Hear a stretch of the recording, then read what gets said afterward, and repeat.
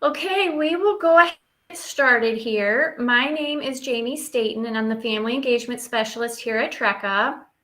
And we have several different topics to go over with you today that our instructional coaches are going to help us with. Just a couple of quick things to touch on. We will be recording this session for anyone that wasn't able to attend, or for those of you that want to go back and refer to anything. We will record it and send it out. You will want to mute your microphone when you're not speaking. That way we don't get a bunch of feedback and static. And then if you have a question, you can unmute your microphone then, or you can use the chat box, whichever you're more comfortable with. The topics that we're going to discuss today are TRECA classes and state standards, helping families support learning at home, how to help with reading at home, and how to help with math at home. So I will, at this time, go ahead and turn it over to our instructional coaches. All right, everyone, thank you for attending. We are going to kick off our conversation by talking a little bit about TRECA classes and state standards. And my name is Ms. McLaughlin. I am our Assistant Director of Curriculum and CTE here at TRECA. So we are a public school. Because we are a public school, we use the Ohio State standards for all of our classes. Parents and students can visit the Ohio Department of Education website to learn more about standards. They've done a really nice job collecting everything at education.ohio.gov/parents. They even have it broken down by grade level, as you can see in that little picture down there at the bottom. So the Ohio Learning Standards just explain the knowledge and the skills that Ohio wants all of its students from pre-kindergarten all the way up through 12th grade to have. So Ohio Learning Standards really do emphasize things like critical thinking and problem solving, as well as content area topics. So by teaching our students to apply the skills to what they're learning here at TRECA, we are doing our best to make sure that students are on track to graduate from high school, ready to enjoy success in college or career, and really just life in general.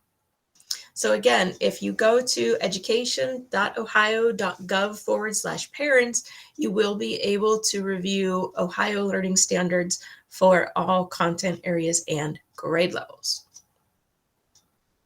We can move on.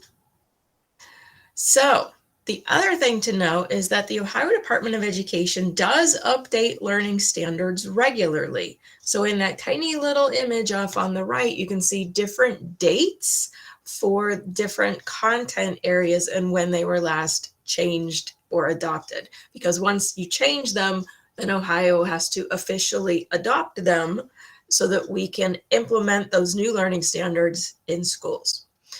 So whenever new standards are released, TRECA teachers review the changes to the standards because we want to make sure that what we have in our Bright Space classes meets the expectations that the state of Ohio comes up with in their standards.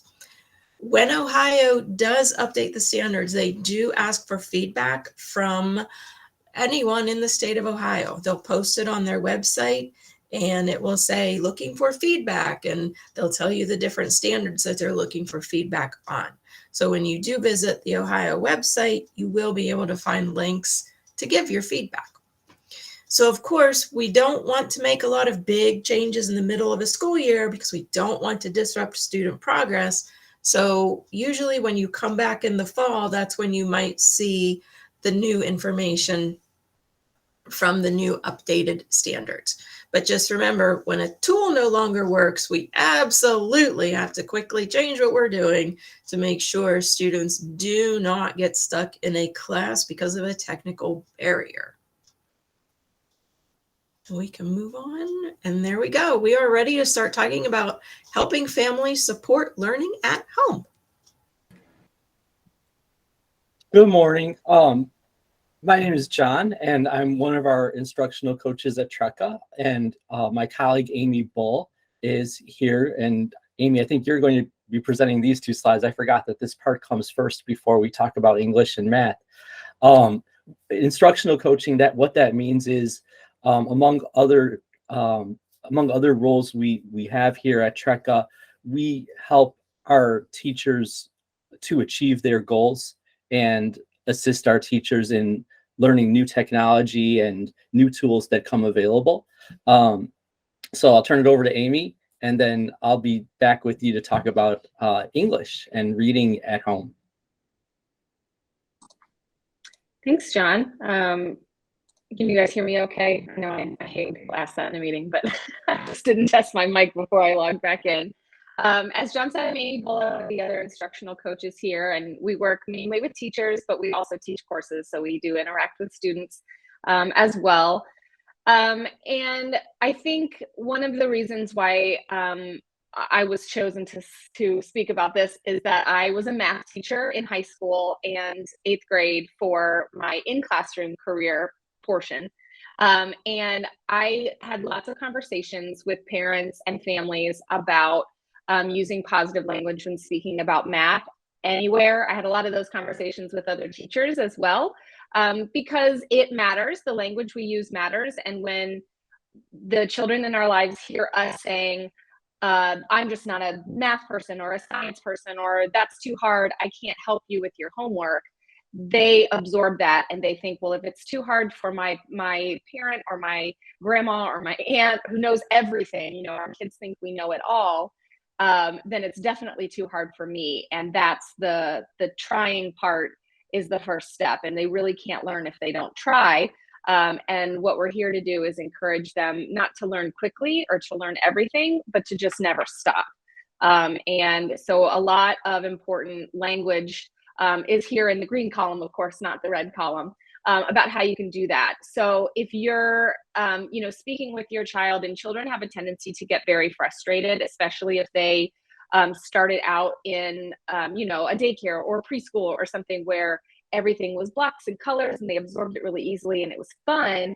And then when it starts to get harder and it's not fun anymore, they can get really frustrated if they don't know something right away. If you have a gifted child, I think that is exacerbated even more, because those children are used to things coming easily and they feel like their intelligence is wrapped up in that. So the word yet is a really wonderful one to add on to your really any statement. Even if a child says, I can't do this, you can say, you can't do this yet. Just like you couldn't ride a bike and then you learned, or you couldn't brush your teeth by yourself and then you learned. If you can use some historical examples from when they did learn things, it's really helpful, especially in those courses that maybe don't come as easily to them, or they find difficult, or they just don't enjoy. Our words and our language is really absorbed by them. And so these are just some ways that you can focus on to talk with them. And then of course, in the red column are just things that, we don't adopt at TRECA. We don't say these to our students. And if you want to, partner with us in that, it's really helpful to students because they do look up to their families, of course, as their first and primary role models. So your modeling is really important to us. You can go to the next slide, Jamie. The next thing I want to talk about is tutoring. So, obviously just speaking nicely about a subject does not mean that that is going to come easily for a student, or that they're not going to get any extra help or need any extra help. So we do offer virtual tutoring to any student for any class for any reason. It's a really wonderful program. It's called Tutor Me, and that allows students to access these highly qualified tutors 24 hours a day, 7 days a week, which is really special for our environment because, of course, our students have access to our curriculum 24 hours a day, 7 days a week. So it's really nice to also pair that schedule. So whatever tempo your student works at, Tutor Me can match that. Of course, the hiccup is that they have to access it through the link so that it connects to our system, so that we can pay for it. So in the Brightspace course, really any of them, you'll see a module. So but maybe before block 1, or within a welcome block, sometimes it'll say free homework help. Those are some examples on the slides. And that free homework help is the access to the TutorMe link. So if you access that or your student access that, you'll find ways to get in there, and that's any course. So not just your 4 main content courses, that's for your electives, that's for anything that you might need. And it's not a TRECA teacher, but it's a highly qualified teacher that will help tutor in whatever your student needs. Just a couple of slides or pictures here of what that will look like. It's pretty intuitive. When you click on it, it'll just say, here, search for a subject. And as long as they access it within the Brightspace course, they'll get automatically logged in. And they just can search and upload a question or a document if they are struggling with a research project or answering a question on an assignment. They can submit that. They can type it out. They can upload something that they have, and then they'll see which tutors are available, and they can even make that choice themselves, which tutor they'd like to work with. And then it begins, and it's all through the computer. I really like how they provide a space to upload a file or a screenshot. If you have an assignment in your class, you could upload a screenshot to show your tutor what you are working on, or if you have a draft and would like some coaching on how to improve your writing, that could be another way to use that tool as well.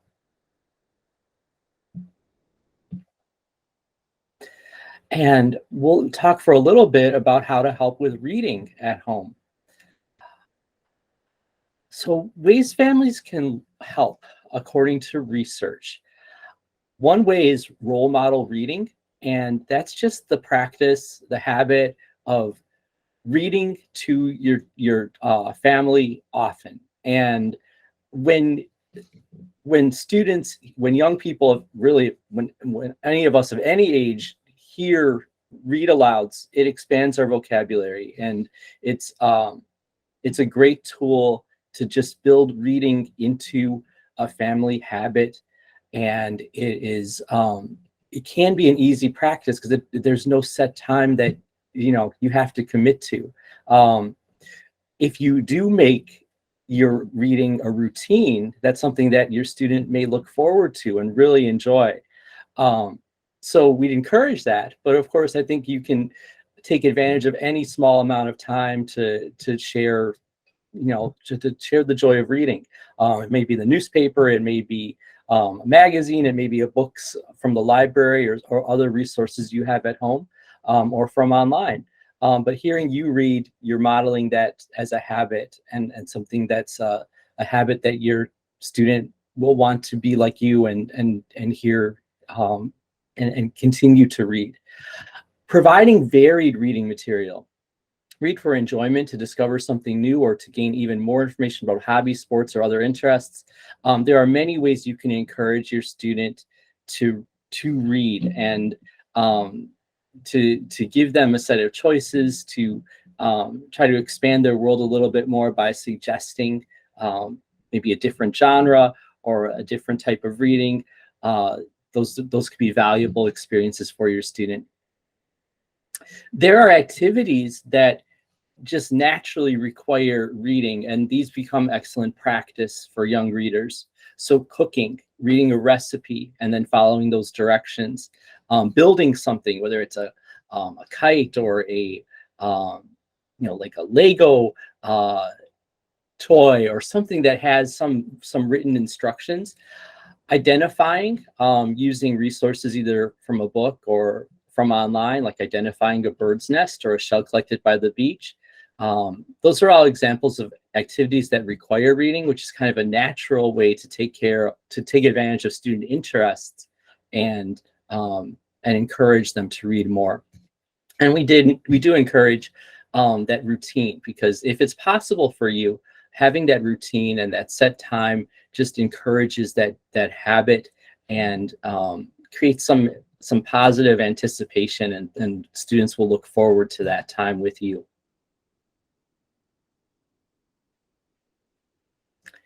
Some other ways that you can also encourage reading at home. Write notes to your children, and that could be short and sweet. It could be sometimes for multiple purposes. It could be just to to kind of bring a surprise to their day and their lunch, to write a note of encouragement, to write a note that says good morning, or a reminder. So if you were to leave your note with a question back, then you have a two-way dialogue, and then you have more of a conversation through writing and reading, and that's very very meaningful and memorable.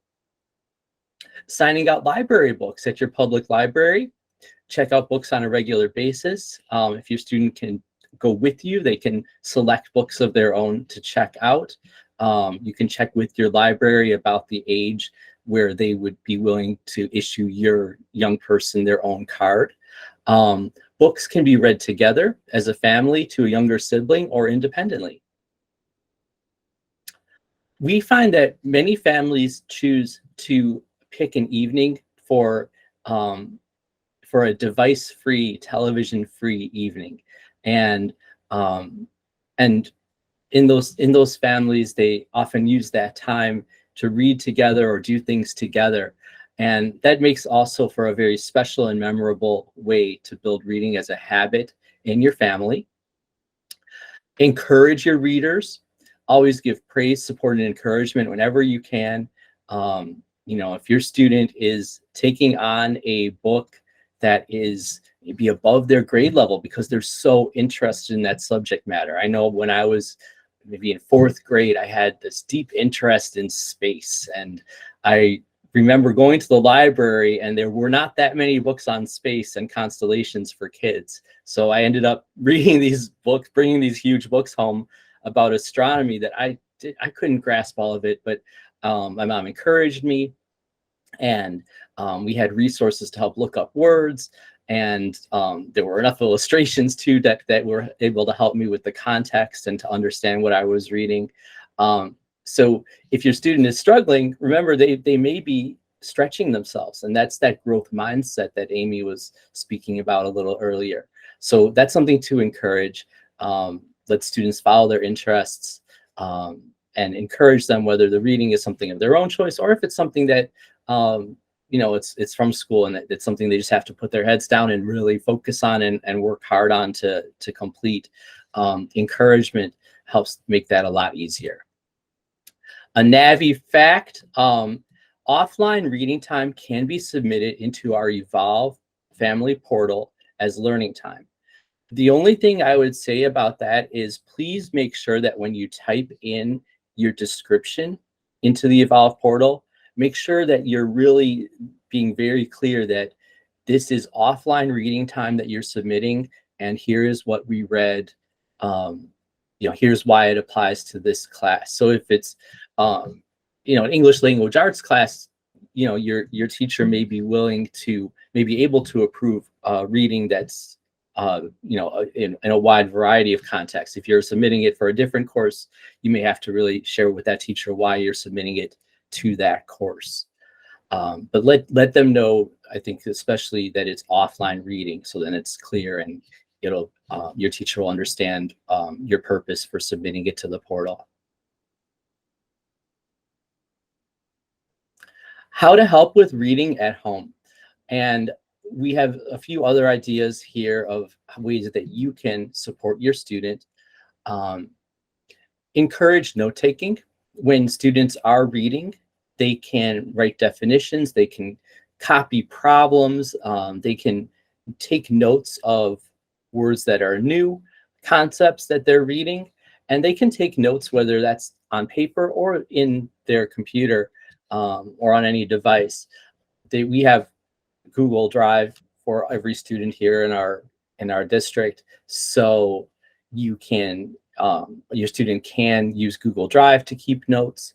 That's one option, and that helps keep them organized as well if they ever want to look back on those notes, either as a study tool or just to check on their progress. Ask your child to show you what they've been working on. I think we wrote this one more for math when we're talking about practice problems, but in every subject area there is writing and there is reading comprehension to understand what is being asked and the concepts that are being taught. So you can have a valuable conversation just by your student sharing that with you and talking about what they did and showing you what they've been working on. We encourage you to keep a line of communication with all your students' teachers. All our teachers are here to support our families, and we encourage you to reach out with questions, concerns, just to find out how your student is doing in class. If you have any concerns using the gradebook or using the parent portal, either your advisor or your teachers can help you with that. And when your student is stuck, we have Tutor Me available, so you can always encourage them. Not every student is initially willing to take that first step and do it on their own, so that encouragement matters so much. Or you can walk through the process with them to click through that Tutor Me link and set up their first session. I think that's something that's very helpful and that many of our students would say that they appreciate. And Jamie, thanks so much for turning the slides for me. And Amy, I'll turn it back to you for math.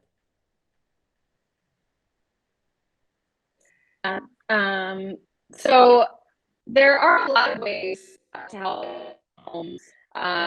Even if your comfort level in the math that your student is taking is not, you could teach that subject, that doesn't mean you still can't help your student. So I think the number one, if you don't listen to anything else I say after this, the number one thing I think parents can do and families can do is just speak positively about math in general. Help identify ways that you can see it in the real world.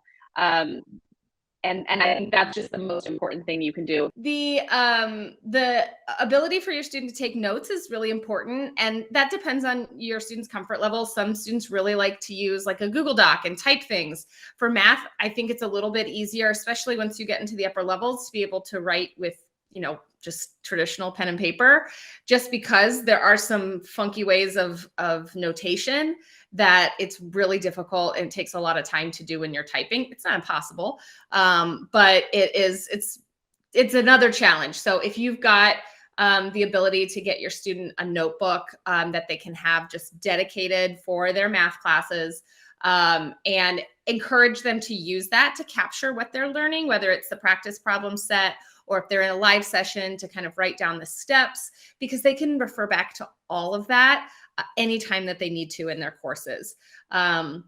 So taking those sample problems and writing them down, even if they understand it, is really helpful, because then they can go back and just refresh their memory.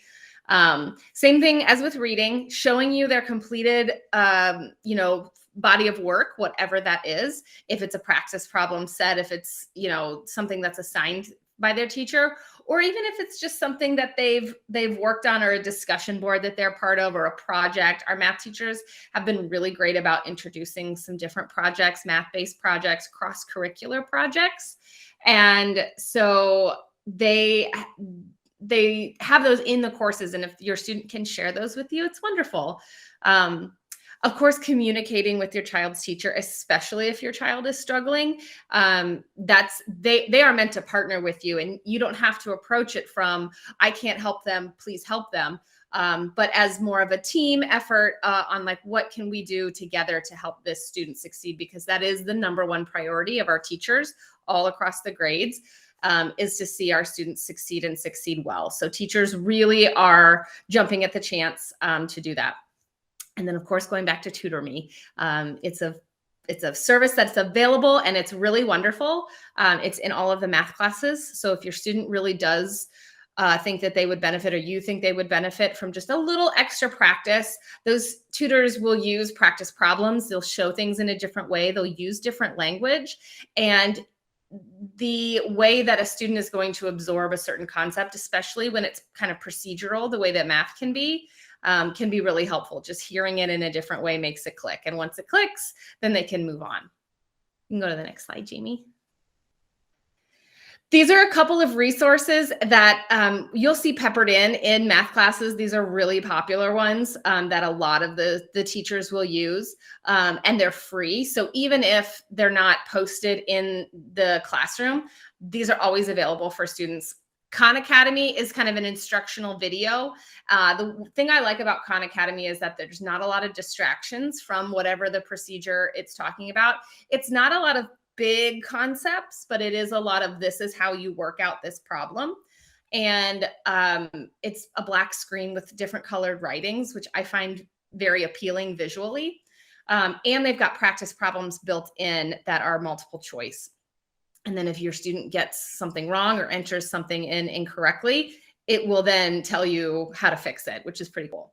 Math Antics is a YouTube, I think it started as a YouTube channel, and then now they have a whole website full of videos.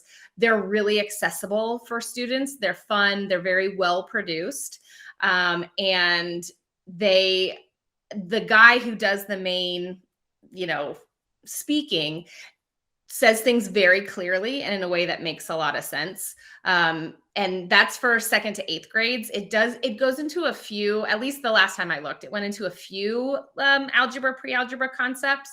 So it's worth checking again if that's the level your students are at. But for elementary, it's great. And if your student, even if they're in geometry, there's a lot of concepts in geometry that built on the lower grades. And so we all need refreshers sometimes. So they are really helpful in that respect. Another video service is Virtual Nerd. They have example problems that is a little bit of the upper level, the secondary level, grade 6 through algebra 2. And they're a little bit more complex because the classes are a little bit more complex than the elementary grades, but a great resource as well. And then Math is Fun is a whole website, and it's lots of games. Most of the games that I feel like my students always liked were the ones where you could like play a video game and then do a couple math problems and then play a video game if you got it right. So it's a nice break in between to kind of switch the sides of the brain that we're working with. And also it just lets the kids have a little bit of fun. We don't have to work all day, every day. And our students don't either. So sometimes it's fun to just do some practice. And even if it feels like it might be below the level that they're currently working at, reinforcing those skills that they've learned previously is only going to benefit them. So I like Math is Fun too. And that goes all the way from littles to all the way through high school. If any of these sites are not accessed through the math course in Brightspace, they might, sometimes they do, sometimes they don't track in the Evolve portal. So if your student is accessing something that they're doing to practice their math skills, that can count as offline learning time. Just needs to be submitted through the Evolve portal, just like the offline reading time would be.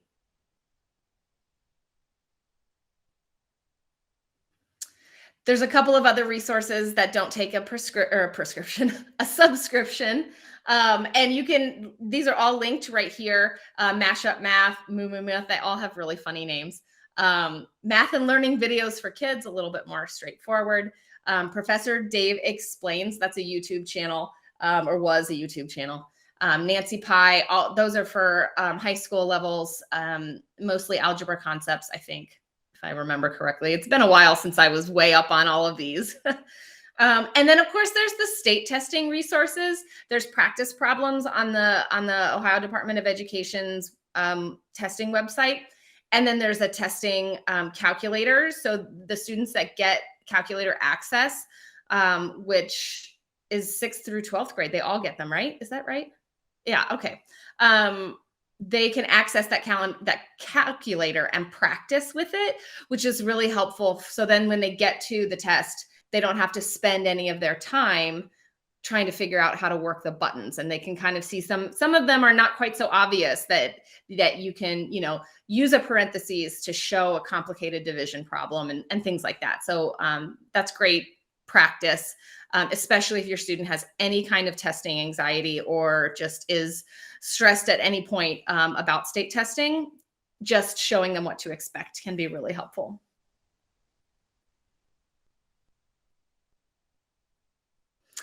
Another great way to practice math and also show your students, and I do this with my own children all the time, show your students that we engage and interact with math every day, no matter who you are or what you do for a living. So there really is no, I'll never use this again, unless you're talking about like quantum mechanics or something like that, that you really aren't, you know, that's way, way higher level. But all of us are using lots of arithmetic and algebra concepts in our lives every day. And so bringing those out, a really fun way to do that is with games, board games, any kind of, even the online games, although some of them, like I said, they're really just like, add these numbers and then you can play a video game for a few minutes, which is fine. I think there's a place for that. But if you're looking for embedded math concepts, I've never played either one of these board games, but they are, there's everything in every board game. There's some strategy involved. And have you played it, Christina? That's great. Cooking, baking, recipes, in any kind of recipe, if you try to double it or cut it in half, there's a great ways to work with fractions, especially if you can work with it visually. Something that I will do with my third grader is if I need, 2 cups of something, I'll hand her a 3/4 cup measuring cup and say, what if this was your only tool? What would you do with that? How would you do it? And so then she goes through the process of trying to figure out how much. And I'll even say, okay, here's a 1 cup measuring cup. Let's test your theory. And that works for like 5 minutes before she gets annoyed with me because I'm a math teacher. But it is just showing that we see it everywhere. It is everywhere. It's not something that we have to be, scared of or think that is too hard for us, because it truly isn't. Did we have a question about this slide real quick? Did someone raise their hand and want to make a comment or ask a question?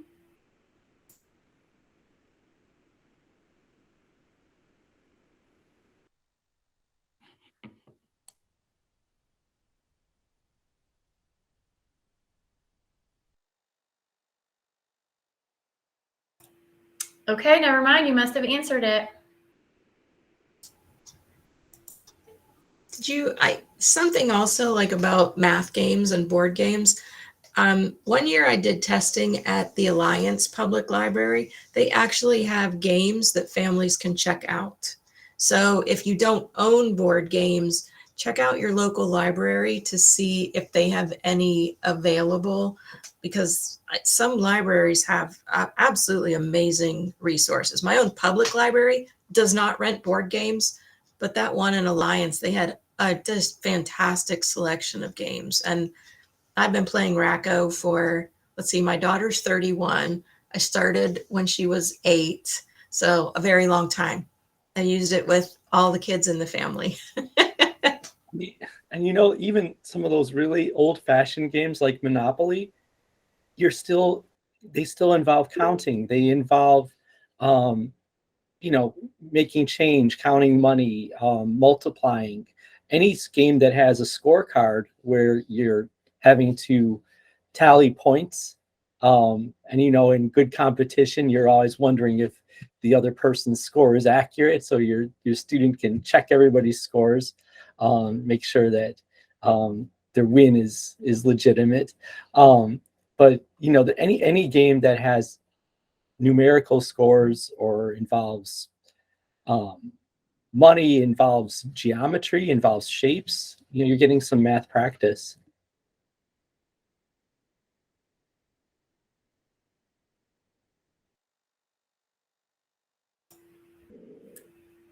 Okay, that looks like that was the last of our slides there. Does anyone have any questions about anything that we talked about today? We threw a lot of information at you, gave you a lot of reminders and good tips for helping to support learning at home.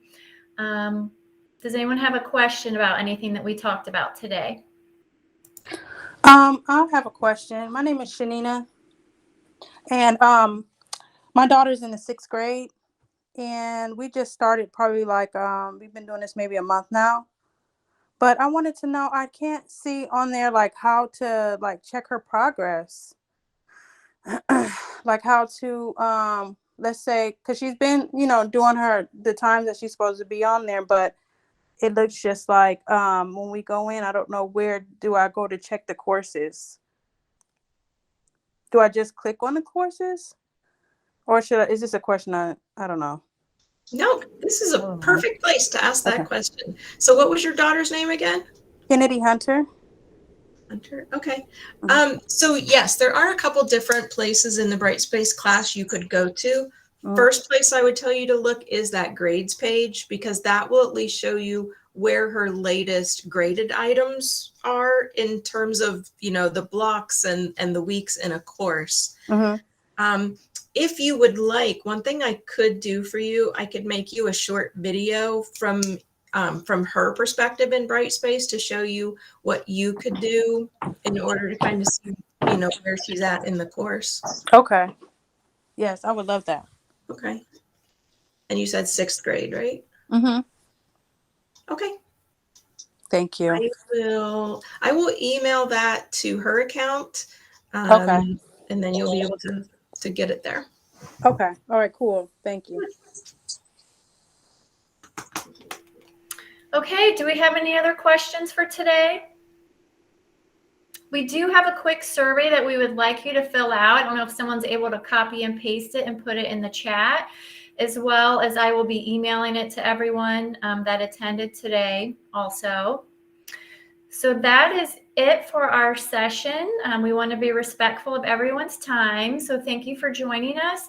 If you think of any questions or have any follow-up questions that you would like to ask, feel free to reach out to me and we will help get those addressed for you. So you are free to go. Thank you.